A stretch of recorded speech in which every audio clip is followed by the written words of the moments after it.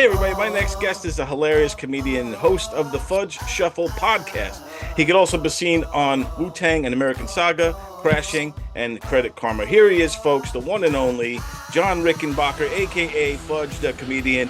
Fudge, what's up, buddy? Hey man, what's up, Don? How you been? Good, man.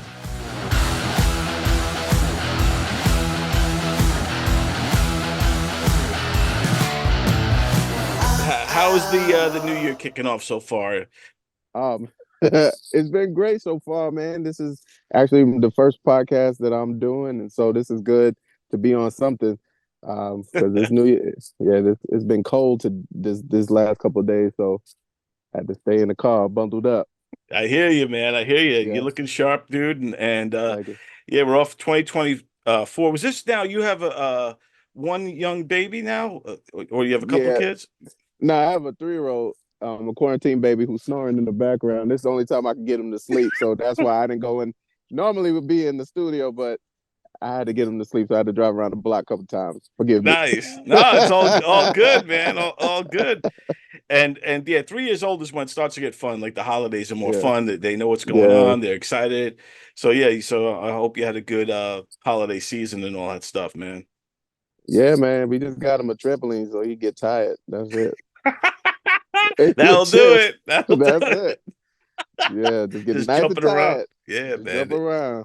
There Yeah. you, there you go, bro. But it's good to see it and talk to you, man. I'm looking forward to working with you this year. We have this episode we're doing this Christina Kan show. It's going this reality show we're trying to kick off where Christina Mhm. Holloway is this gospel singer. When I wake up in the morning, before I brush my teeth, I bow before your presence. You are my holy king. Very decorated. She has like I think she was up for a couple Grammys or and some things like that. And now she's wanting to do this show where she tries her hand at other aspects of life and out of her comfort zone and comedy is one of them. And she's a Christian, comes from like the faith-based background. So I'm honored to have you be kind of part of this and be part of this one episode where Christina kind of takes her hand at stand-up comedy. Yeah. So we're gonna have you kind of be her mentor. What do you think? We haven't shot anything yet. We haven't filmed anything yet. So this is all kind of exciting right now. We're getting ready to do this in a couple of weeks. What do you Yeah. think of the prospect of the show and your contributions to it? I'm excited for it. Mainly because um a lot of people don't really understand that faith-based comedy is it's not just a lot of people see it just as like, oh, you're just working clean. But essentially, and how I was brought into the game and how I approach it is more like an extension of, of a ministry. Like you would go to a church and hear a sermon by a pastor or a preacher or a minister. Through the comedy, it's a way of getting a message across through humor and helping people to, kind of get acclimated, especially now since with social media and with the pandemic, a lot of people are now like tuning in online and stuff like that. So a lot of people haven't really been in church or like they'd rather stay home. So um, comedy shows, especially now, is essentially bridging the gap and help people, to kind of come back and even though they're coming to laugh, that they're getting a message or leaving with, some joy and not feeling like they're going to get teared down or made fun of.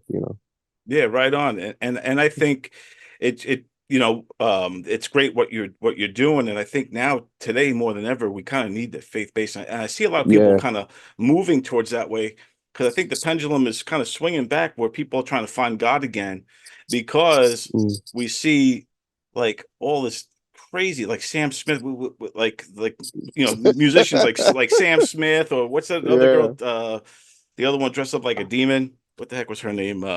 There's another pop star that dressed up like a demon, and then you got Lady Gaga's of the world and Madonna, Yeah. Yeah. and it Yeah. feels like it feels evil when you're watching them perform. And I think a lot of people are getting turned off by it and kind Hmm. of moving back towards and finding God. Yeah, I mean, it used to be hard for me, especially because that was like a lot of my material because I came out of church, so you know, I didn't know I didn't know my stuff translated outside of the church until I started going to clubs. But really, what I do is just talk about my life and the struggles that I have as a Christian male. You know, it's because it's different. I'm older now. I'm a husband. I'm a father. So I get to talk about different topics and be able to bridge the gap and kind of, you know, like, oh, okay, he's going through the same stuff I go through. But now it's like the way society is now. It's like everybody's doing like, I don't know. They just want to do the opposite and being different and being like before they used to have like the secret society and stuff was like not spoken of. Now people are just outwardly just like, ah, like I'm like, dang, all right. Yeah, man. Halloween was October. Jesus. All right, cool. Yeah. It's true, man, because now you see like yeah, it seems like years ago it was like almost like a conspiracy. People look at you crazy if you Yeah. talk about like, you know, Illuminati or things along those lines. Now it's Yeah. being like, and also that the devil's taking over. People look at you like you're crazy. Like Yeah. now you get guys like Cat Williams. I don't know if you saw Cat Williams the other day. Oh yeah, I saw it, man. Look. He man, he blew it up. Man. But he's always been, and the funny thing is, he's always been speaking out about it, even when he was in the midst of whatever he's going through.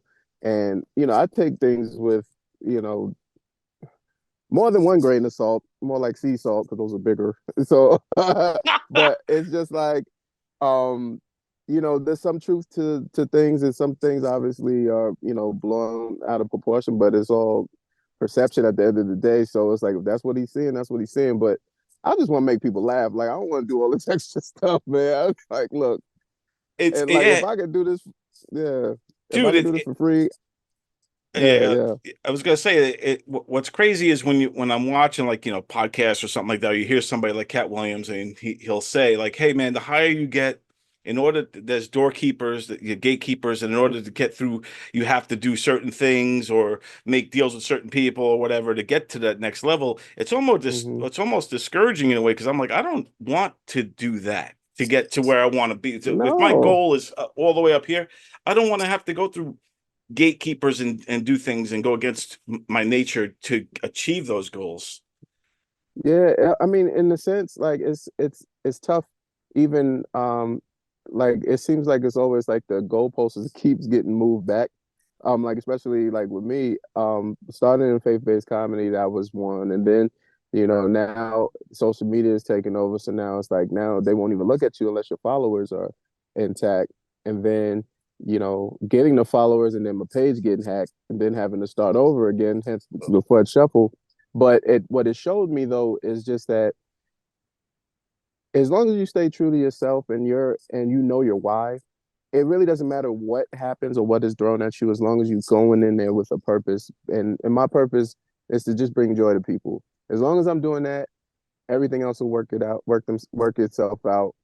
And you know, and I just have to be consistent with that. And so now that helps me to kind of navigate and not be too worried about, oh man, I didn't get the break that I essentially wanted, or my momentum died, or you know, I wish this opportunity did better. Because I did a lot of cool stuff in my life, but you know, it never like was you know consistently moving. But now I feel like I'm at the top of my game as far as understanding what I bring to the table as a comedian, as a performer, as an entertainer, and I'm comfortable, I'm confident, and it's just like I'm okay with whatever it is. And it's like as long as like even for instance like the show for instance that what we're doing, like I really want to express in people watching and even with Christina that she understands like you know as long as you're genuine and being yourself people will rock with you, you know. And the jokes will come. Like Tracy Morgan told me, he's like, man, anybody could be funny, but you got to find your voice and you got to know what you know people got like you. That's that. Like no matter what Likability you say. is likability is huge Yeah, in I everything.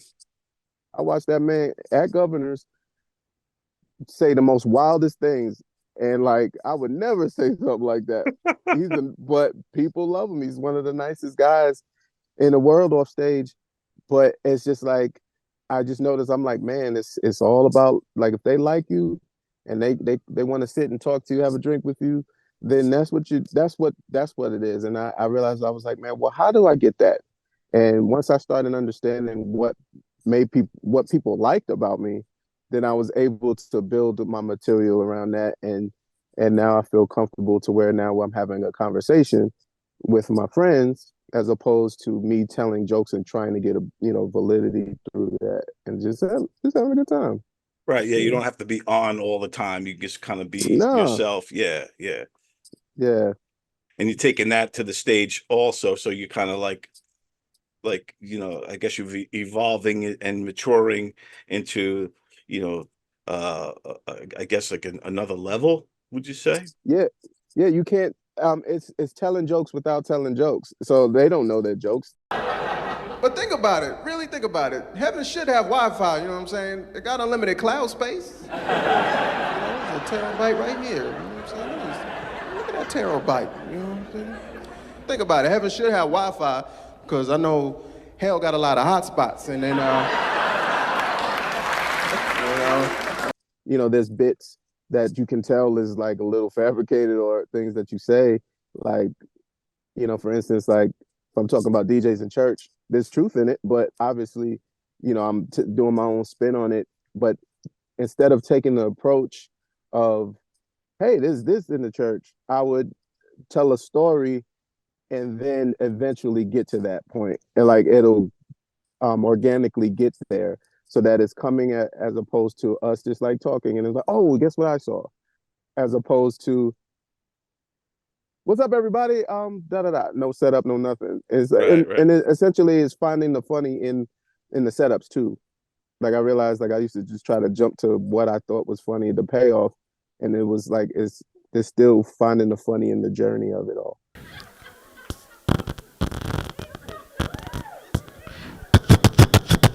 I give him glory, he gives me peace. And it's my Yeah. voice, it's me. It feels more me than the old me just trying to get up there and just doing jokes and trying to, oh, how much time am I doing? Oh, I hope I can have enough. Like it Right. was like, Right. oh, now I went from, damn, I got 20 minutes. What am I say to, damn, that's it? Like, all right, see y'all later. Right. Like, but Right. Exactly. Yeah. yeah.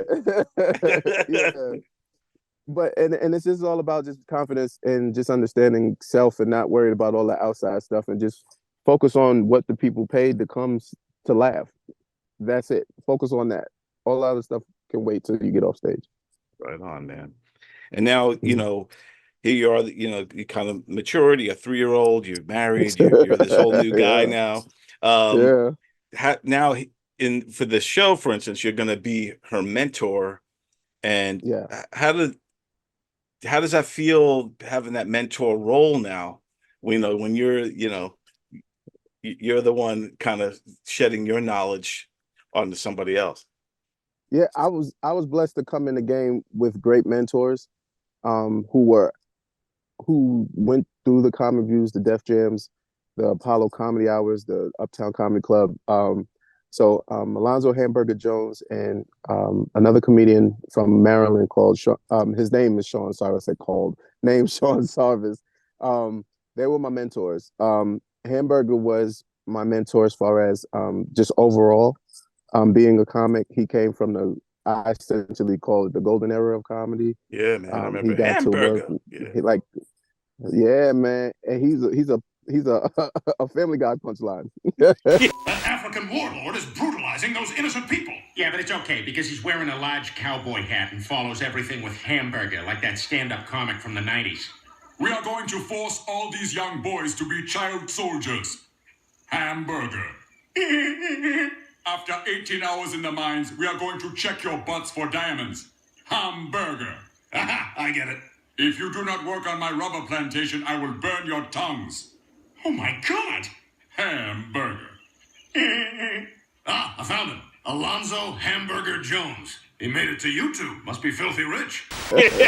So yeah, it's like He's it's he's a crazy. legend, man. Yeah. Yeah, and so he would show me, like I would go to Jersey and he would show me. This is when I was younger in the game. He showed me like tapes of Steve Harvey and Cedric and Bernie, like when they weren't like famous and Before they on the Kings. road, Yeah. flyers, yeah, like old flyers that he kept. Them auditioning for Def Jam, which was essentially it was converted from Uptown Comedy Club that used to come on Channel 5. I used to love that Fox. show. Yeah, that's Tracy Morgan Yeah. was on that a lot. So was Jim Brewer. Yep. Jim Brewer. Yeah, man. Jim Brewer, Monique came from Oh yeah, there. Monique was through that too. Faison Love, Hamburger, a lot of people, and that's where Stan Lathan, not is Stan Lathan, yeah, Stan Lathan and Spike Lee and Russell Simmons, they were in a room.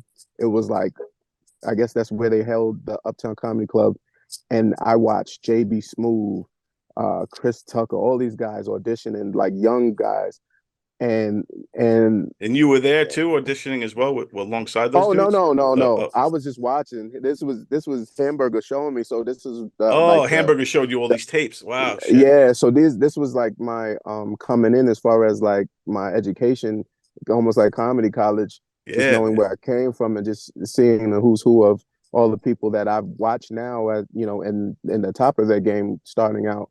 And so he kind of showed me the game from that perspective, and took me on the road with him. But he was primarily only doing faith-based comedy at the time. He wasn't doing a lot of clubs. At least he wasn't taking me there.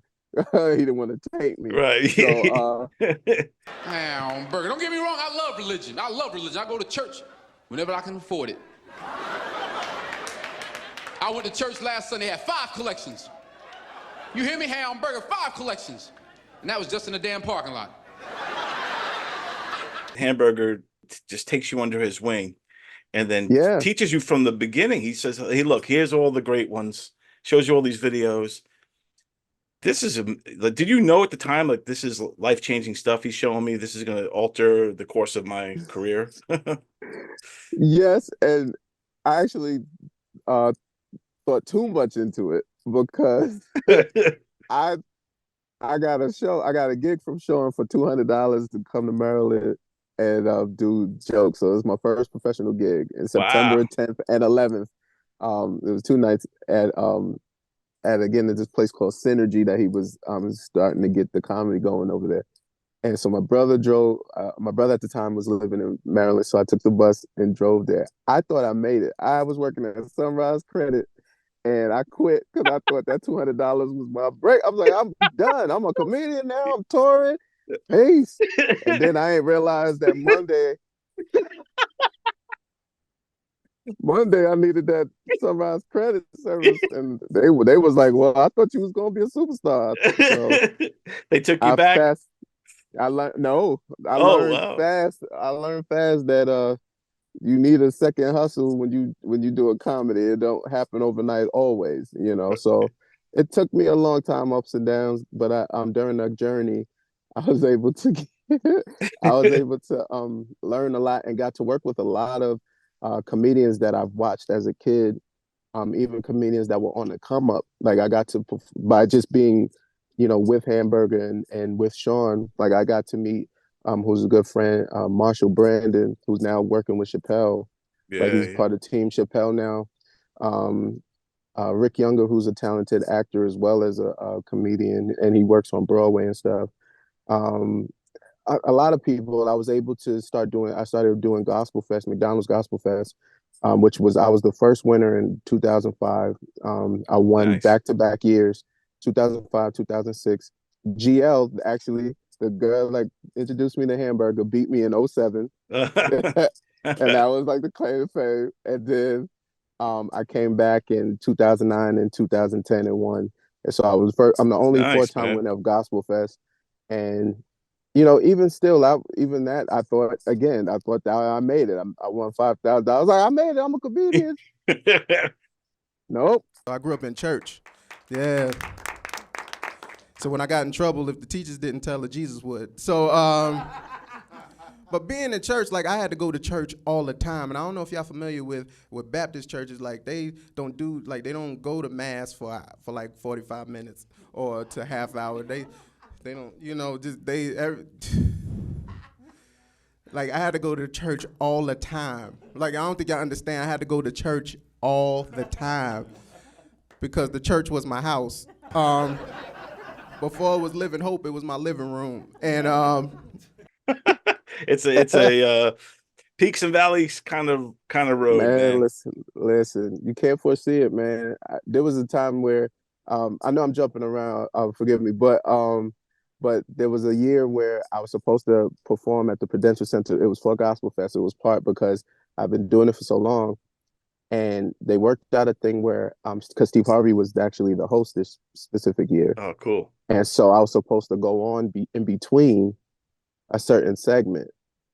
Um, but because there were so many artists at Gospel Fest, if you ever been to a McDonald's Gospel Fest, pack a lunch, get an IV, and It's a long day. a bedpan or some Pampers because it's forever. It's I forever. We used to do you ever hear women's empowerment shows? We used to do a big Yes, women's empowerment thing, a lot of gospel, R&B, comics like that. There's comedians, there's all kinds. I think Monique was there once also, but I I met Mary believe it. J there. I used to in when I lived in Raleigh, I used to work for the arena over there, and I would be around all that whenever the women's empowerment came in, Yeah, and I got to meet a lot of those great artists. So yeah, and that was a long day.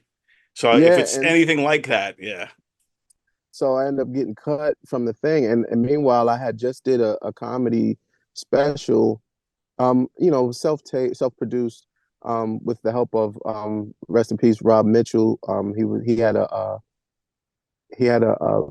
company called Sound Booth, which he allowed young people to have like a radio platform and video. So he was on podcasting before it was actually a thing, but we didn't know. But he knew, he had some foreseen understanding. Like he was a businessman, worked with Paul Abdul and all these different people. But he just one of those guys that just knew how to do a lot of stuff. Like he was like, why do you know these people? Why do you have a plaque from Vanessa Williams? Like it was just like weird stuff. Right. Like he was like he was like the camera guy at Donnie McClurkin's church, but yet he was like an investment banker for Chase. It was just weird. I was just like, man, you know what? This guy, it was like I didn't understand. Check this out. You can see the expression. So this is where outputting comes into play now. So you find where you are. But any reactions from you like you, what are you supposed to be like, like? Nah, he doesn't want me with your eyebrows raised. Right. But he kind of he tried to get me in there. It didn't work out. But I was able to interview Steve Harvey. I think that the interview is online somewhere. Oh yeah. Yeah.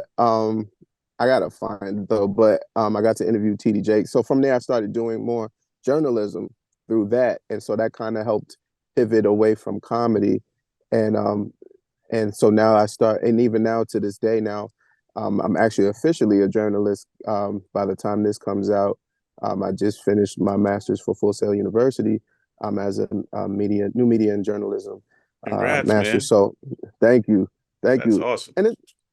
And it's just about telling stories, and it helped me focus more on my writing, and also help tell the story for other comedians on the come up, especially in Long Island. It was a struggle for me, especially still to this day, to try to be in the clubs and get residencies and things of that. You all right? My son woke up. All right. All right. Welcome to the party. Yeah, but just helping them tell their story, and doing different write-ups. What? Daddy's on the phone. What's the matter? You all right? Okay. Sorry. Yeah. That's all good. And like just telling their story. Braylon, calm down. Calm down, buddy. You okay? You hot? What's the matter? Mommy's she's coming out. Just relax. Okay. Sorry about that. All right, no worries. Yeah, so and just helping comics tell their story and document their journey. And so now I go to certain events. I get to interview a lot of performers and comedians and musicians, and that's what the FUDGE Shuffle .wordpress.com. That's actually where I post my stories, and I do videos and write-ups for different performers. Very cool. Very cool. And now, like when you interview guys like Steve Harvey and things like that, and you see this like the the whole thing with Cat Williams is kind of fresh in my head. With Cat Williams Yeah. is calling him out for stealing his joke, and then also you know that they had a big battle and they're still going at it. Would Yeah. you, if you were interviewing these guys, would you go that direction, or you kind of keep it centered more on the comedy, or would you get into the drama? Well, I think with someone like Kat, I would talk more about because I would like to know more about the journey in comedy. Steve told you that he stopped doing stand-up because he had 7 TV shows. The only problem is when he stopped stand-up, he didn't have those 7 TV shows. He stopped stand-up because he got in a comedy battle called the Championship of Stand-Up Comedy with one Cat Williams in Detroit. It was like divine intervention in a way, that as soon as this show came about and they mentioned stand-up comedy, as far as mentors go, I swear to you, the very first person I thought of that would be perfect for this was you.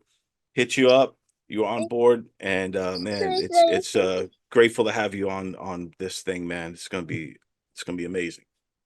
Yeah, and also it's going to help. Believe it or not, it's going to help governors too to understand that there's a community and an audience that they haven't tapped into yet.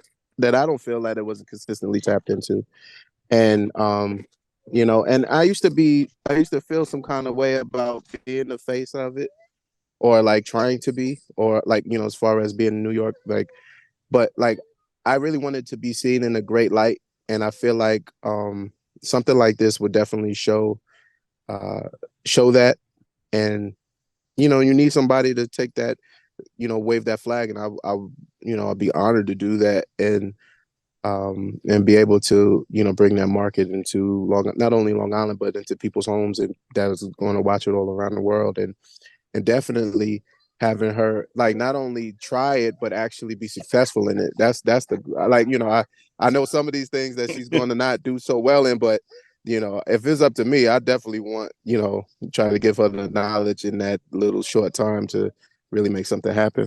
Yeah, man, we're gonna have the show. It's gonna be a live show. Everybody can come to the taping on February 4th, Yeah. and they could also see you headlining the night over there as well. That's February Who I'm 4th. headlining? Oh. Yeah. No, go good. And that's gonna February 4th at Governors. So get your tickets, govs.com.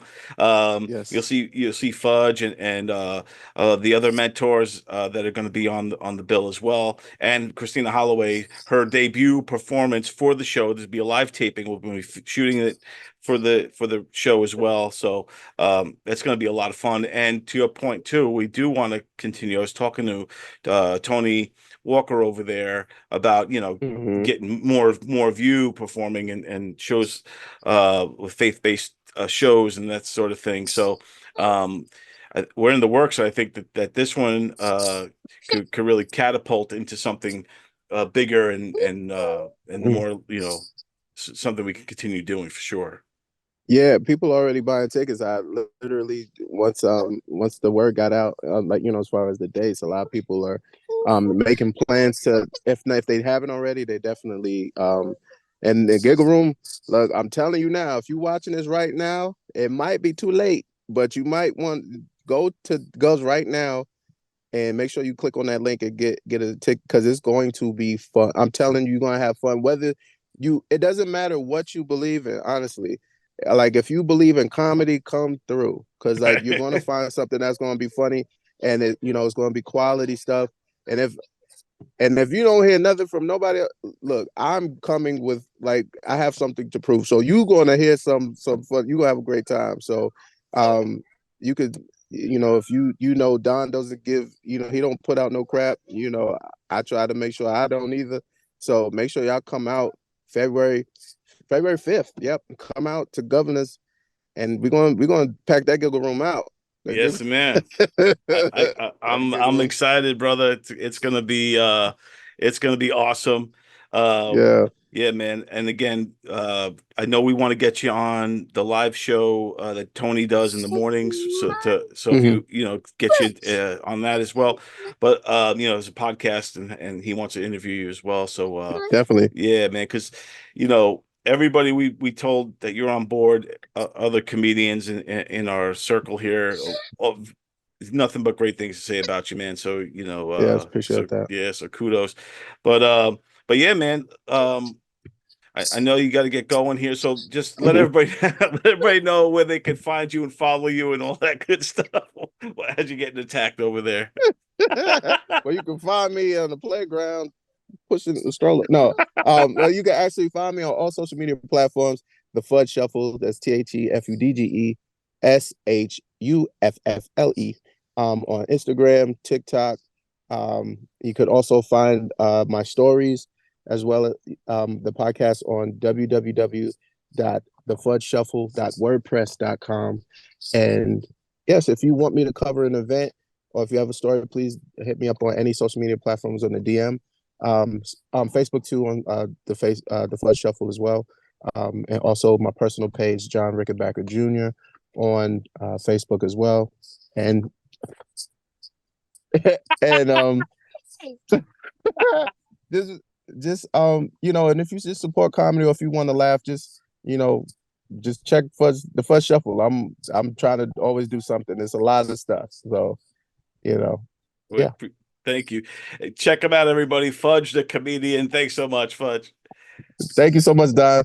We got through it. Yeah. Good times, brother.